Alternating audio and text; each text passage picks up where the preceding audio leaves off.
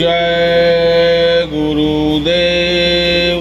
एक बार स्वामी जी महाराज ने सत्संग में सुनाते हुए कहा कि जिन वस्तुओं का भोजन करोगे उसी का खून शरीर में बनेगा। अगर मांसाहार करोगे तो जानवरों और पक्षियों का खून शरीर में बनेगा और उन जानवरों एवं पक्षियों का रोग आपके शरीर में चला जाएगा।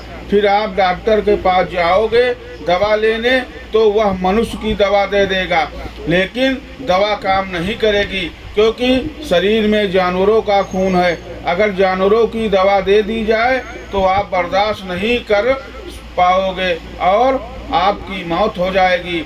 इस प्रकार मांसाहार के कारण आपने अपने आप को रोगी बना दिया और अपनी आत्मा को भी अपवित्र बना दिया। मनुष्य के दुखी होने का मुख्य कारण मांसाहार एवं नशा है। इसलिए मानव बने, राक्षस नहीं। किसी भी जीव की हत्या नहीं करें। जीव हत्या महापाप है। आपको नरक 84 में जाना पड़ेगा। शाकाहारी सदाचारी नशा मुक्त बन जाओगे तो बीमारियों से बच जाओगे, जीवन आपका सुखी हो जाएगा। शाकाहारी नशा मुक्त होकर वक्त के संत की तलाश करें और उनसे 5 नाम का नामदान लेकर साधना करें, तभी जीवन सफल होगा। बुरे कर्मों से बचें। सभी गुरु प्रेमियों को जय गुरुदेव। मैंने ब्राह्मण से पूछा, मुसलमानों से पूछा कि तुम मोहम्मद साहब की आयतों को दिखाओ जिसमें लिखा है कि मांस खाना चाहिए। किसी धर्म पुस्तक में मांस खाने का आदेश नहीं दिया गया है। मैं सिसेंडी में दूसरी बार आया हूँ, इसको छोड़ने वाला नहीं। एक समय आएगा जब तुम इस संदेश को सुनने के लिए भागते आओगे। रात के 2 बजे तुम्हारी बैलगाड़ियाँ चल पड़ेंगी। पैदल या अन्य सवारियों से बच्चों को लेकर तुम इस मैदान में उपस्थित होंगे। घबराने की कोई बात नहीं। समय तुमको हर तरह से मजबूर करेगा कि तुम इस संदेश को सुनो। मेरा नाम जय गुरुदेव नहीं है। मेरा स्वामी जी महाराज ने कहा कि मेरा नाम जय गुरुदेव नहीं है। जो नाम रामायण में लिखा है, जिन्होंने रामायण को लिखा है, वही मेरा नाम है। जय गुरुदेव नाम परमात्मा का है। इस नाम में शक्ति है। जब कोई मुसीबत आ जाए, असाध्य रोग हो जाए और डॉक्टर जवाब दे दे, तब तुम 5-7 मिनट तक इस नाम को लेना। अगर तुम्हें लाभ हो, आराम मिले, तो उसके बाद मांस, मछली, शराब, अंडा, गांजा, भांग का सेवन छोड़ देना।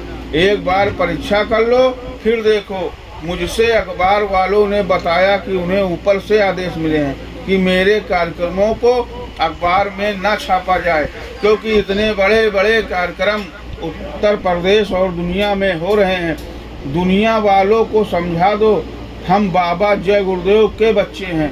स्वामी जी महाराज ने कहा कि दुनिया वालों को समझा दो हम बाबा जय गुरुदेव के बच्चे हैं। अगर जय गुरुदेव की भक्ति पागलपन है तो हम पागल ही अच्छे हैं। संत मत में भाग्य 7 प्रकार के बताए गए हैं। कहीं पर कोई व्याख्या नहीं लिखी गई है, पर प्रवचनों द्वारा समझाए जाते हैं। कौन से हैं 7 भाग्य? पहला भाग्य है हमको मनुष्य देही मिलना। दूसरा भाग्य है हमारे अंदर अपने आप परमार्थ के प्रति रुचि पैदा होना। तीसरा भाग्य है हमें सद्गुरु मिलना। चौथा भाग्य सतगुरु के दर्शन होना। 5वां भाग्य सत्संग प्राप्त होना। 6ठा भाग्य सेवा का सौभाग्य प्राप्त होना। और जब ये 6 भाग्य हमारे साथ है तो सतगुरु कृपा करके हमें नामदान की बख्शीश करते हैं, जो है 7वां भाग। ये 7 भाग तो लगभग हम जो भी यहाँ हाजिर हैं उनके साथ है। तो क्या हम भाग्यशाली हो गए? जी नहीं। हम भाग्यशाली तब हो सकते हैं जब हम इन 7 की महिमा समझें, कद्र करें और उस मुकाम को हासिल करें जिसके लिए मालिक ने ये 7 भाग धनी हमको बनाया। इसके लिए 3 चीज़ें आवश्यकता हैं। विश्वास, हमारा विश्वास कितना गहरा व अडिग है। आपने सतगुरु में अगर विश्वास पक्का है तभी तो हम दूसरी चीज को भी पक्की समझ सकते हैं। आज से सैकड़ों साल पहले एक महापुरुष नास्त्रेदमस जी थे। उन्होंने जो इस समय मलिन समय चल रहा है, इस मलिन समय की भविष्यवाणी उन्होंने सैकड़ों साल पहले कर दी।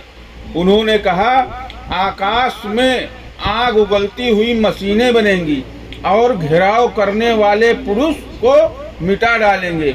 सेना में विद्रोह होगा, वह उस पापी को मिटा डालेगी। मतलब बमों और रॉकेटों का युग आएगा।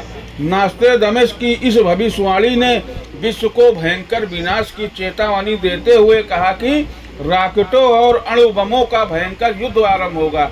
वैसे इस प्रकार की भविष्यवाणी नास्त्रेदमस पहले भी कर चुके हैं।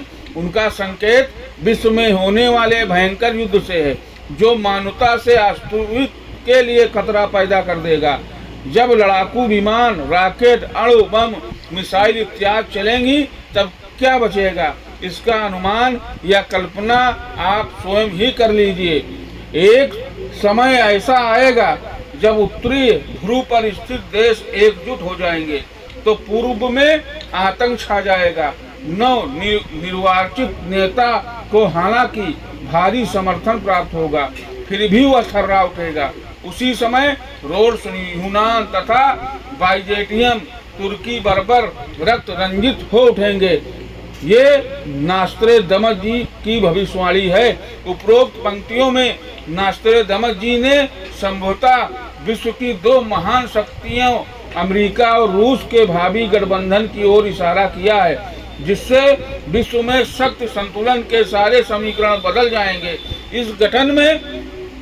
इस गठन से पूर्वी देश चीन या कोई और विशाल राष्ट्र चिंतित हो जाएंगे। इसके बाद मध्य पूर्व में ऐसा युद्ध होगा जो यूनान और तुर्की को अरबों के खून में डुबो देगा। अरबों के खून में डुबो देगा।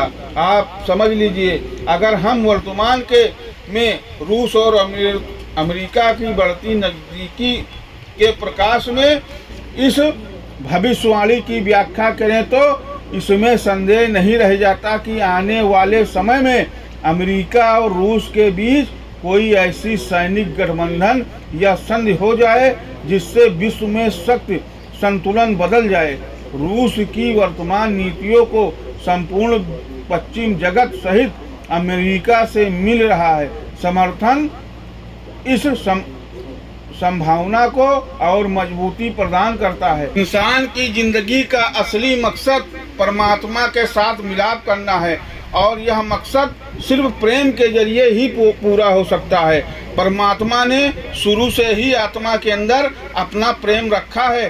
परमात्मा और आत्मा के बीच प्रेम का कभी न खत्म होने वाला रिश्ता है।